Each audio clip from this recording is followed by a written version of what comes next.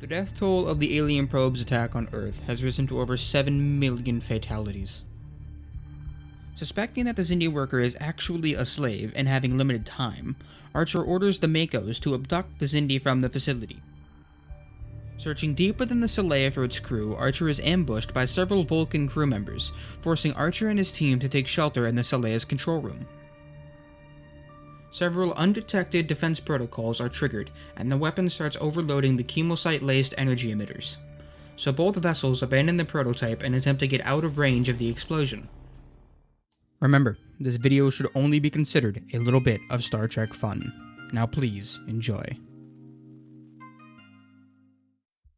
February 13th, 2160. After weeks of searching the expanse, Captain Jonathan Archer successfully captures a Xindi shuttle being used by the Xindi scientist named Degra, which we discover is leading the weapons project against Earth. Archer's tactical officer suggests an elaborate ruse using memory-inhibiting drugs and a hastily constructed mock shuttle, in an attempt to learn more about the weapon and possibly where it is being built. This course of action will require a substantial amount of resources, of which are limited aboard Enterprise. But Archer believes that it is worth the risk and orders his engineering officer to begin construction of the mock shuttle. February 15th, 2160. After the construction of the mock shuttle and the use of the memory-inhibiting drugs, Archer was able to convince Degra that the two of them have been prisoners of the Xindi reptilians for several years, following the destruction of Earth and subsequent betrayal of the other Xindi species. After some time, Degra reveals that the Xindi were convinced to attack Earth by transdimensional beings who presented themselves as the Xindi's saviors. After a series of faked attacks on the shuttle and a promise that Archer will save his family, Degra reveals the location of the Xindi homeworld. Archer orders Degra's memory wiped and released in his shuttle, and left to drift so that they would have no knowledge that the location of their homeworld was compromised. Archer does not know if the weapon is being built at their homeworld, but it is the only lead we have, so Archer is ordered to change course immediately. February 24th, 2160. Starfleet Command has requested 4 new Emmet-class vessels to join the Sol Defense Fleet. These vessels are currently being constructed at Earth Space Dock. April 1st, 2160. The election has been completed and counted. The winner is incumbent Nathan Samuels. He has been re-elected to a second 10-year term. The next election will begin January 1st, 2170. April 8th, 2160. The USS Armstrong, under the command of Captain Amir Hamadi, has encountered unidentified alien vessels in the EZ Aquarii star system. They have been codenamed Eta aliens until we can translate their language. October 16th, 2160. The construction of the 4 Emmet-class vessels has been completed and commissioned as the USS Terra, Python, Kodiak, and Camel. These vessels will be put into active service as soon as possible. December 2nd, 2160. The USS Enterprise has entered the Azanti system, which is the location of the Xindi homeworld Azanti Prime. Enterprise is immediately fired upon by multiple Xindi patrol craft. Enterprise is severely damaged and multiple fatalities have been reported. Luckily, the attack is halted and a squadron of Xindi primate and arboreal vessels form a protective escort around Enterprise. Intense bursts of communications are detected between the Xindi vessels, until a shuttle docks with Enterprise, and a Xindi primate security detachment offers to escort Captain Archer to the Xindi Council to present humanity's case. December 3rd, 2160. Archer presents all the evidence he has to the Xindi Council that shows Earth is not the enemy of the Xindi, and that the transdimensional beings have fabricated the threat of humanity. Archer also shows that the transdimensional beings are responsible for the subspace anomalies that make travel through the expanse so difficult and dangerous. The primate and arboreal representatives are convinced. The aquatics demand more time to consider their position. However, the reptilians and insectoids are enraged that the Council is even letting Archer speak, so they seize control of the weapon and proceed on a direct course for Earth. Archer attempts to catch the weapon, but it is using a form of faster-than-light travel that is remarkably faster than Enterprise.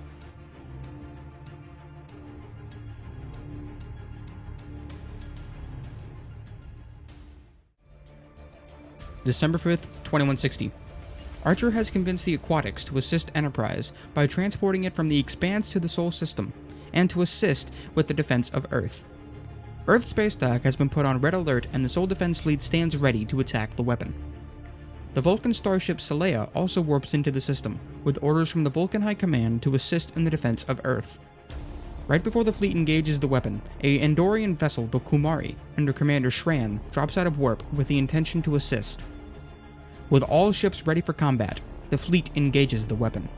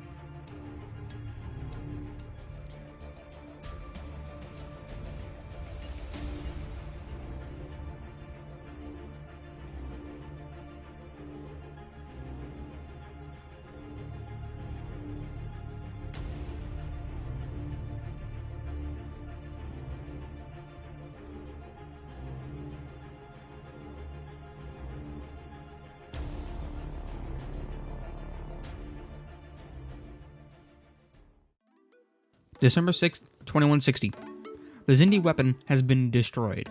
The Sol Defense Fleet took the brunt of the enemy's fire and sustained massive losses. The USS Arabata, Janissary, and Terra were lost with all hands. The USS Raya, Python, Kodiak, and Camel were destroyed with portions of the crew evacuating with escape pods.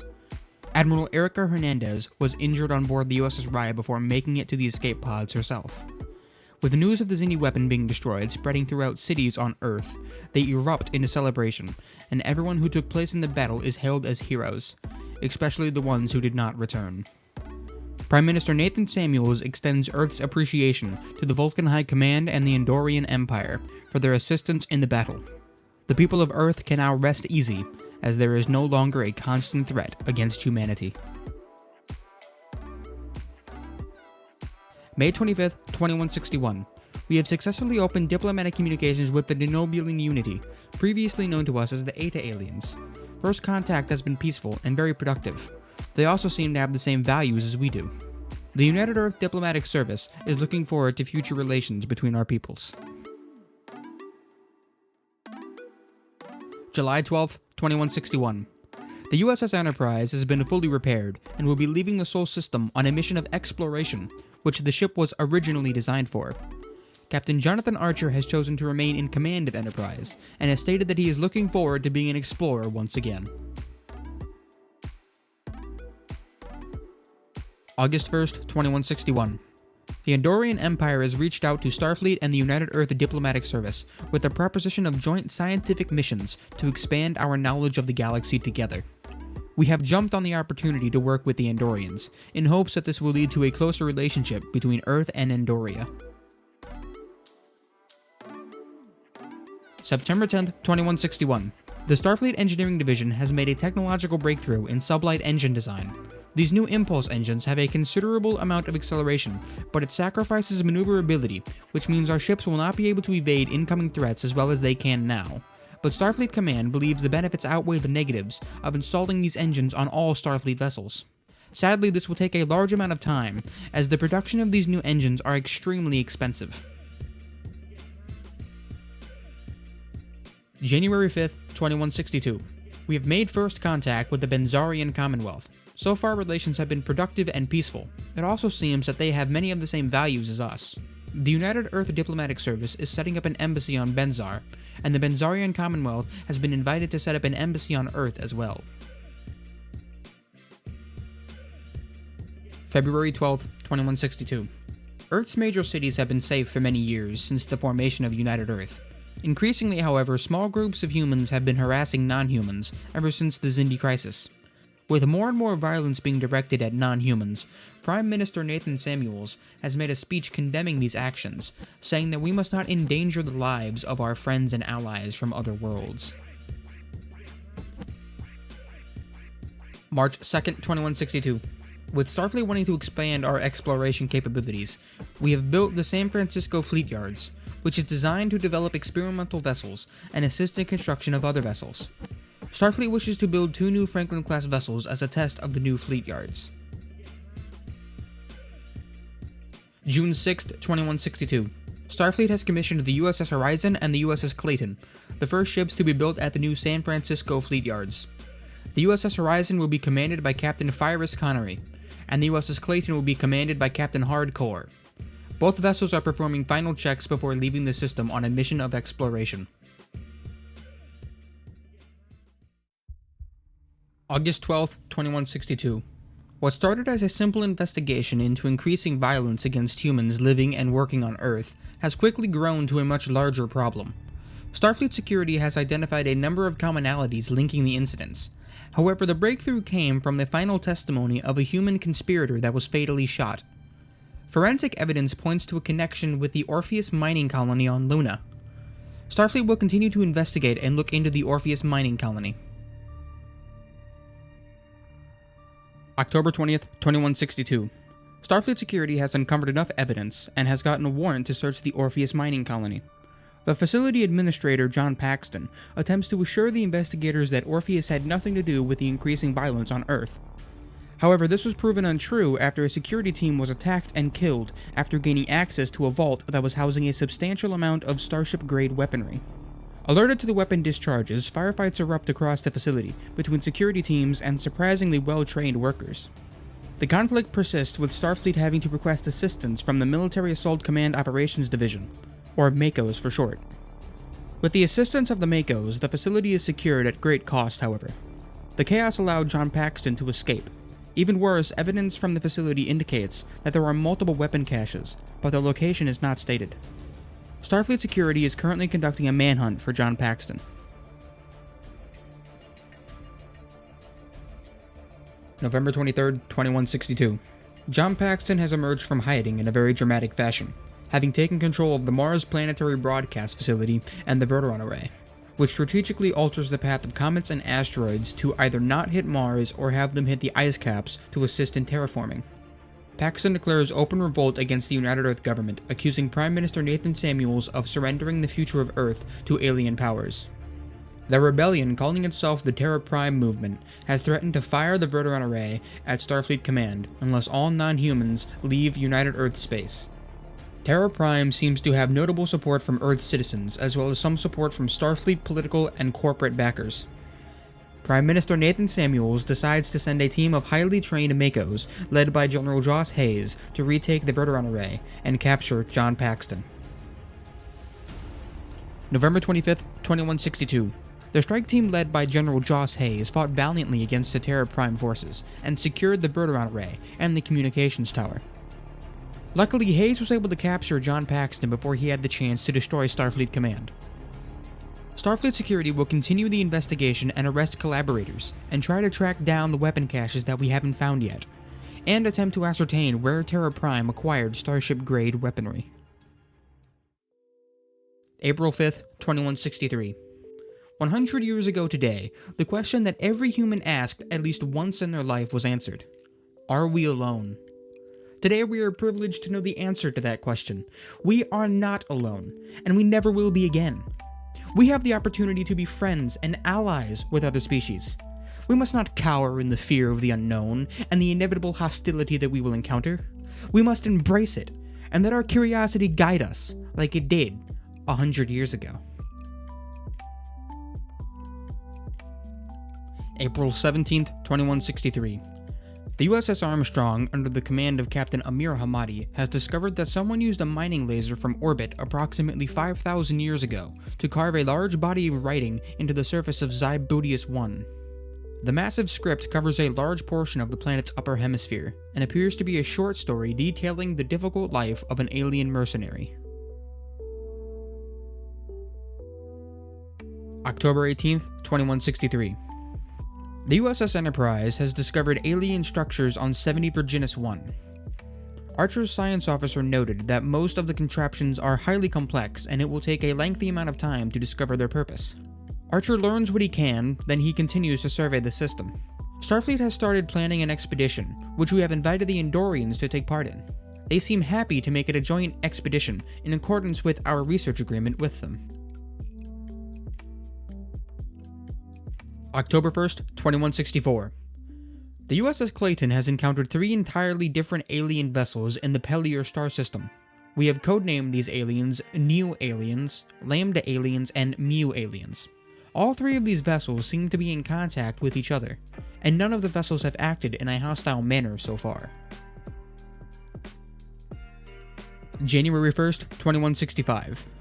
Representatives from Earth, Teldar Prime, Andoria, and Vulcan will be participating in a peace summit that Earth has been pushing in order to promote peace and stability in the region. The peace summit will be held at a secret location named Babel 1.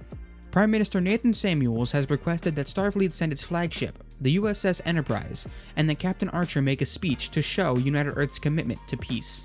The summit at Babel 1 is currently scheduled for November 16th, 2165.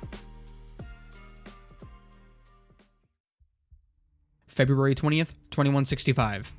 We have received an emergency transmission from the USS Clayton, followed by a Priority 1 distress call. It seems that one of the vessels in the Pellier system began following the Clayton, so Captain Hardcore gave a verbal warning, but since we have not translated their language, we do not know if they understood. So Captain Core ordered a warning shot across the vessel's bow. After a few seconds, the vessel fired at the Clayton's nacelles, completely destroying one and damaging the other. Captain Core orders full impulse, but the vessel captured the Clayton with a tractor beam and boarded it. Captain Core and his crew fought to the last man, but could not survive the onslaught. Captain Core sent a final Priority 1 message back to Starfleet Command before he was captured and killed. Burn my hard drive. Just make sure it gets destroyed. Don't try to recover that for me. There were no nearby vessels that could respond to the distress call. Starfleet Command has deemed the Pellier system too dangerous and has forbidden any United Earth vessels from entering it. April 4th, 2165. United Earth scientists have developed tractor beams, which are beams of gravitons that create artificial gravity fields around an object and allow it to be moved or held in place, often used to tow disabled or damaged vessels out of harm's way, or to a repair station. May 5th, 2165. United Earth has received communications from the Cardassian Union. They appear to have translated our language. So diplomatic channels have been opened, but it was quickly discovered that it was the Cardassians that boarded and killed the crew and captain of the USS Clayton. Diplomatic relations have been severely strained because of this development, but Prime Minister Nathan Samuels is determined to maintain a peaceful status in the region, so United Earth will not retaliate against the Cardassian Union. June 2nd, 2165. Starfleet ship designers have presented designs for an Intrepid-class light cruiser that will be more robust than the Emmet-class frigate, but slower and less maneuverable. The Intrepid is also designed to be equipped with weapons capable of intercepting incoming torpedoes and other types of projectile weaponry. Starfleet Command has accepted the design but has no current plans to put it into active production. June 19th, 2165. We have lost contact with the USS Franklin while the vessel was at warp. Long-range scans of the area have revealed no signs of the vessel, Captain Bo Wang, or his crew. There are no Starfleet vessels anywhere near the Franklin's last known location, so we will continue to scan the area, and we have also requested the assistance of the Vulcan High Command, since they have a vessel in the neighboring star system. June 21st, 2165. The Vulcan High Command has informed us that there is no sign of the USS Franklin or her crew, not even debris, so the Vulcan vessel will be returning to its mission, and the USS Franklin has been officially listed as missing in action. September 5th, 2165. It proved difficult to translate the language of the Mu aliens, which we now know as the Trill Administration. But with the help of communication equipment specifically tuned to the Trill's language, the scientists working on the translation have proposed a device that consolidates all of the things we have learned about languages. This should allow us to translate languages remarkably faster than we can now. They are calling this device a universal translator, as it should be able to instantly translate any known language to the language of the user. Prime Minister Nathan Samuels, upon learning of this development, requested its use at the Babel 1 summit in 2 months. November 16th, 2165. The Babel 1 summit is now underway, and discussions are already intense. The subject turns to old rivalries and grievances. Relations between Vulcan, Andor, and Tellar Prime have fluctuated over the years, and many of the representatives consider Earth too young to be trusted with such diplomatic matters. Prime Minister Nathan Samuels tells the delegates that Earth may be young on the diplomatic stage, but it's ready, and that it's time that all governments put aside old rivalries and past grievances, and look to a future that incorporates all of us together. November 17th, 2165. Thanks to intense negotiations, progress has been made, but some of the delegates don't believe the benefits outweigh the risks involved in large-scale cooperation and information sharing. Jonathan Archer addresses the delegates. We are all explorers, driven to know what's next. What else can we learn? What else is out there just beyond our grasp? Think of what we could discover if we work together in common cause towards technological advancements and to the betterment of all lives. The final frontier does not necessarily begin in some uncharted star system or in an undiscovered nebula. It begins right here with this unprecedented gathering of species. So let's explore it together to make a brighter future for everyone. November 18th, 2165. The conference is coming to an end, and the delegates are wary but optimistic about the future. Prime Minister Nathan Samuels and Jonathan Archer have proposed a formal coalition that would work together for the defense of one another. The United Earth Council has voted in favor of forming this coalition. The other governments will have to decide whether or not they want to join for themselves. So the Babel 1 summit will reconvene in 1 month to discuss this matter further.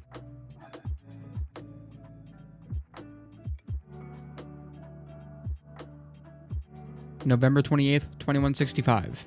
The USS Armstrong entered the Fomalhaut star system and encountered dozens of what appear to be massive crystalline structures. These structures immediately took up an intercept course with the Armstrong. Captain Amir Hamadi, recalling what happened to the USS Clayton, and considering the entities appear to be responding in a very hostile manner, believes the best option for his crew is to leave the system at maximum warp. These entities have been codenamed Xi aliens, and Starfleet will attempt to study them and communicate if possible. December 20th, 2165. United Earth, the Vulcan High Command, the Andorian Empire, and the Tellarite Technocracy has formalized their alliance as the Coalition of Planets. Its number one priority is exploration and the security of all member worlds. With the sharing of information between members, we have been put in contact with the Ferengi Alliance, Dalton Union, Garidian Republic, the Romulan Star Empire, Sharonite Commission, the Orion Trade Union, Tamorian Unity, and the Zenkethi Coalition. Some of these governments were enthusiastic to make first contact with us, and others like the Romulan Star Empire have been openly adversarial towards us. March 17th, 2166. An hour ago it was a routine day at the Mars Terraforming Control Center, with 5 comets scheduled to crash into the ice caps.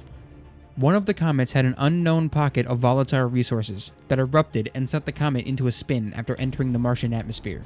The comet started shredding itself apart, changing its trajectory to hit the new Armstrong Dome. A few vehicles managed to escape the dome, but even they did not survive the ensuing nuclear blast as the fragment hit Mars with the strength of 300 megatons of TNT. The new Armstrong Dome had a population of 50,000 civilians. The Mars terraforming project has been temporarily put on hold till we discover what went wrong with the safety protocols, and learn how to avoid any future tragedies. June 11th, 2166. The Andorian vessel Idranus has encountered an alien vessel in the Alpha Fornicus star system, and the Andorian Empire has forwarded this information onto the members of the Coalition of Planets, and has requested our assistance in translating the aliens' language with our prototype universal translator that was used at the Babel Summit. While the translation is attempted, the aliens have been codenamed Beth aliens. July 2nd, 2166. Starfleet Command has commissioned 2 new Franklin-class vessels, the USS Gagarin and the USS Evergreen. The USS Gagarin is placed under the command of Captain Ziva Vegas. The USS Evergreen is placed under the command of Captain Alexander Murphy. Both ships will leave the system and be sent to explore the Delphic Expanse within the week. July 23rd, 2166. There has been a terrorist attack at the United Earth Embassy on Vulcan. Several hundred human and Vulcan casualties and dozens of fatalities have been reported. As the embassy is on sovereign United Earth soil, Starfleet Command has sent the nearest ship to conduct the investigation. The closest ship is the USS Enterprise under the command of Captain Jonathan Archer. September 14th, 2166. After analyzing what's left of the embassy on Vulcan and interviewing witnesses, Jonathan Archer concluded that evidence points to the Sirenite movement. According to the Vulcans, the Sirenites are Vulcans who do not agree with the Vulcan High Command, and claim to be following the true teachings of Surak, the creator of Vulcan logic thousands of years ago. September 17th, 2166. Jonathan Archer's investigation has led to the Forge region, a vast desert on Vulcan. The Forge is subject to electrical sandstorms and geomagnetic anomalies that interfere with scanning equipment, so Archer and his first officer will get as close as they can via shuttle, then walk the rest of the way there. They hope to find the Sirenites' base before the Vulcans decide to take over the investigation.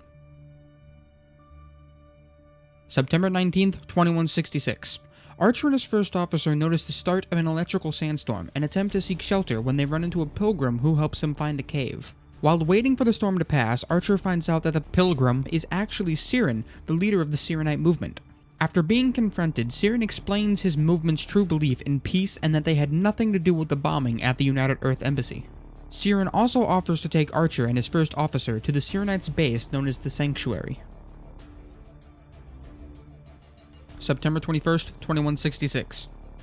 Shortly after arriving at the Sanctuary, Siren and other Sirenites attempt to fully explain their cause to Archer, but the debate was cut short by the sound of bombs being dropped by Vulcan patrol craft. Siren is fatally wounded, but before he died, he started a mind meld with Archer. After the mind meld, Archer, his first officer, and a Vulcan woman named T'Pau escape into a cave network near what's left of the Sanctuary. September 22nd, 2166.